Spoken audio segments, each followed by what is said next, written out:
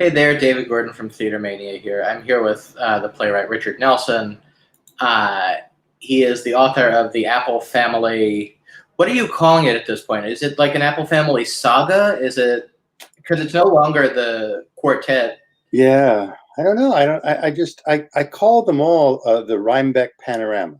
Yeah, So I put them all in one basket. yeah. The latest and the final play in this series, the pandemic trilogy aspect of the series, is called Incidental Moments of the Day. It is available on YouTube and on the applefamilyplays.com through November 5th. It reunites the actors that have been doing the Apple Family plays for, I guess, a decade now, more than a decade at this point. Yeah, for some of them, they go back to, about 11 years now. Yeah. Yeah. When did you, well, going all the way back, tell me about when you started writing and if you ever envisioned that it would sprawl out the way that it has. Yeah, initially, no. I mean, it all started when Oscar Eustace, the artistic director of the Public, Yeah. asked me to come to breakfast one day, and he had an idea for an epic play about Iraq, because they had done these series of plays about Afghanistan that were all done by British writers, and he wanted an American writer to do Iraq, and I'd written some very large scale plays, so he wanted me to do that. And I said, that's not really what I'm thinking right now, but let me think about it. And I called him back 2 days and said, how about a play about 6 people mostly sitting around a table, set on a, talking, nothing much happens, and set on the day that we open. And he said, okay, why not?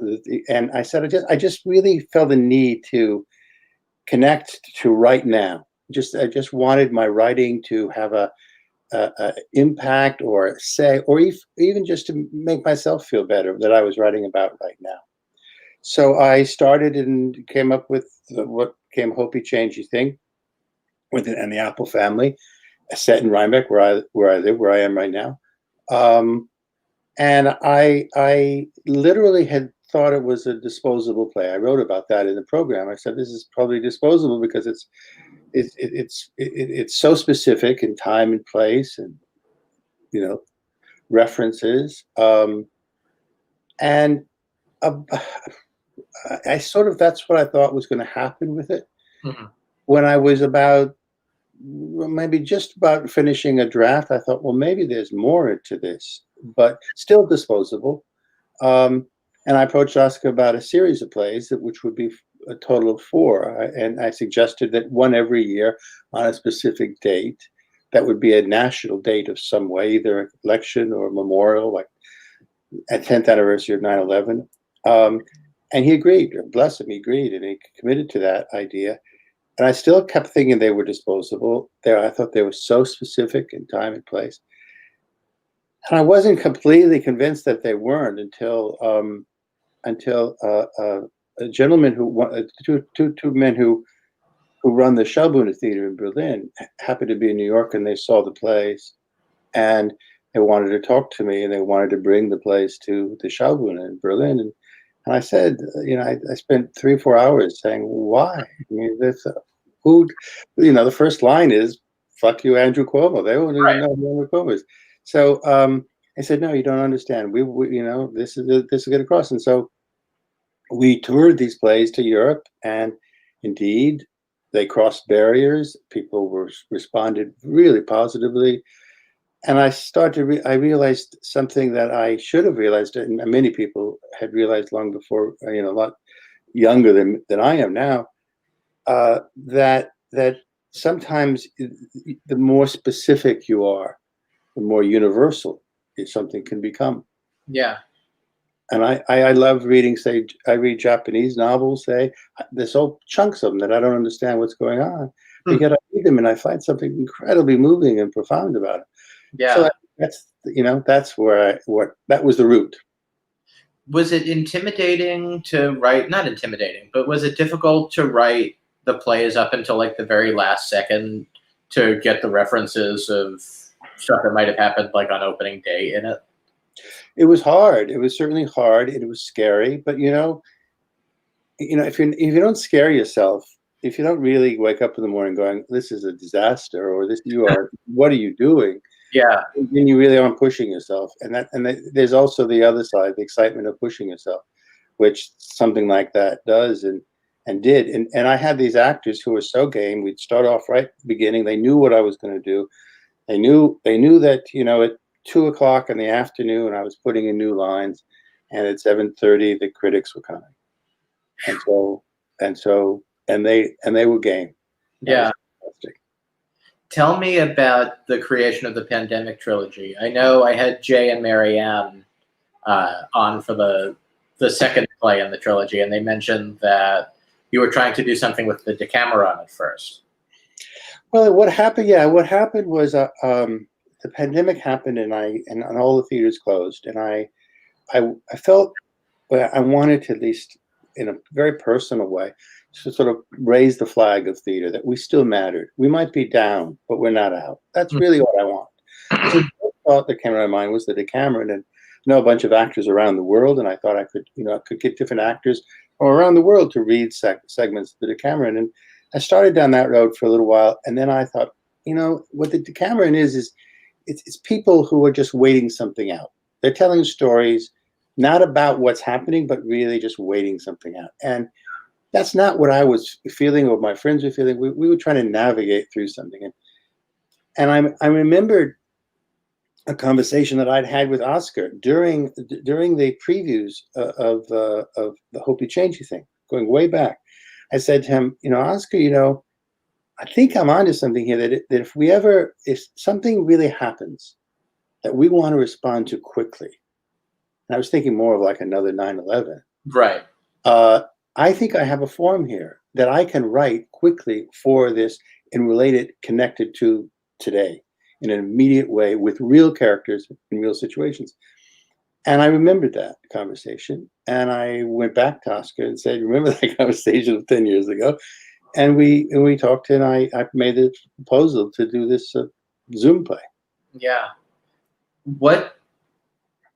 Tell me about the writing of the Zoom plays itself. Like, knowing that it's confined to 5 or 6 square boxes on a screen, like, how did that help or hinder you in terms of the work? Well, it was really, it was really interesting, because I was, I'm not a big tech person by any stretch of the imagination. Until it's about 12 years ago, I wrote only on a typewriter, so that's something. So initially, it seemed like a burden because I couldn't have my people together. But then I started to realize that there were rules. There were rules to it. One, people had to explain in the plot, in the story, why people were in different windows. Or in the case of Marianne and Jay, why were they in the same window? Because they wasn't right. So that became interesting, because that part of how I created the story of the play, based upon those restrictions. Stephen Kunkin was with, his character is living with Sally Murphy's character, but they don't, as people live, you can be together because of the pandemic. And so I had to give a reason why he would be in the bedroom and she would be in the living room. So I gave him, he was testing, he was having symptoms of COVID, and so he was being locked into the bedroom. So that was fun and interesting. The other thing was that, which was sort of very lucky, I think. All of the Rhinebeck plays have often centered on being over a dining room table or a kitchen table, and I realized that Zoom was our kitchen table. This wasn't a film. We'd filmed all the apples and the Gabriels, but this wasn't a film. This wasn't about fly on the wall watching people. The Zoom is actually a participant in the plays, in that it's the dining room table at which we are talking over and through. And so that once we had that thought, then a lot of interesting things opened up to how to direct it, how to act it, and then as the plays evolved, even how to write them. Yeah, I just loved the amount of detail that went into, like, even the names at the tiny names at the corner of the screen were of character in character. Exactly. Yeah, no, exactly. But so much. I mean, we love the depth. We started to play more as we got along with the depth of the rooms. What's what's exciting, is that if you have 4 windows up, you actually have four worlds. Yeah, You can't do that in the theater.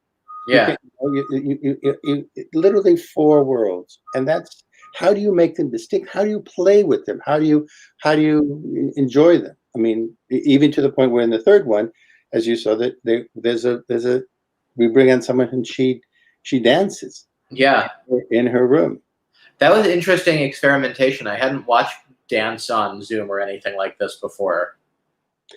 It's very hard. It's very, very hard. Technically, there's a technical problem with it, with Zoom, because Zoom, you move around a lot and it blurs. Yeah, So there, what we did is she filmed herself. We as we did it, we the whole thing was recorded live, and right. but she filmed herself from her camera. And then instead of sending that over Zoom, which blurred it, she then emailed it to our technical person, and then he stuck it into her window when he put them all together. Oh, So that's that's how she became so much clearer than we thought she was going to be when we first started out and saw what the problem was. Was it nice to revisit the apples again after all those years? It was. It was really nice. It was really nice to be back with the actors. It was really nice to be able to start on something that was really both difficult and odd, because we weren't with each other, but where we also were so grounded together in they had played these characters for years. They knew each other so well. I knew them and they knew me, and so that was really a big boon. I mean, to start off with strangers, trying Yeah. to build a company on Zoom, that would be very, very hard. I'm not sure how. Was there another Michael's play that was supposed to happen around now that was scuttled because of all of this? Hopefully, and I don't think it's scuttled. I just think it's postponed. Yeah, it's pushed off. It's a play called Michael's Abroad. Yeah, Oh, and interesting. and that's ready to go. So Yeah, we were to be in previews, I think, right now this week. yeah. Do you have is this the end of the apples? I know you say it's the end of the apples, but I feel like it's a never say never Yeah, situation. I know. I thought the apples were over after the 4 of them. Yeah, That was made sense to me. I think that the whole Rhinebeck panorama, Rhinebeck plays, which have now grown another 3, I had intended to finish them with the Michael's Abroad. hmm it's interesting. I can't wait to see it eventually. The only one of them that doesn't take place in Rhinebeck. I love that. What does it mean to you? I know the first one of these was seen by like hundreds of thousands of people on YouTube. What does that mean to you as a writer? Well, I mean, it's exciting. It was surprising, very surprising.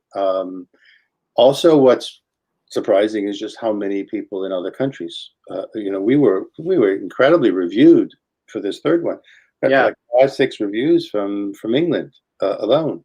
Um, it's great to know that that it can be seen around the world, and I have friends around the world, and they write me, and they've just seen the show, which is we can see it. So that's fantastic. And the number of people, I think we've there are people who've come to really like the apples, and feel that they are articulating some of what they themselves are living through. well, I'll say it was very nice to revisit them and to sit with them again for the 3 or 3.5 hours that these plays have spanned. Richard, thank you for your time. Thank you, David. Really appreciate it. Be well, and To you too. for talking to me. Bye. Yeah. Bye.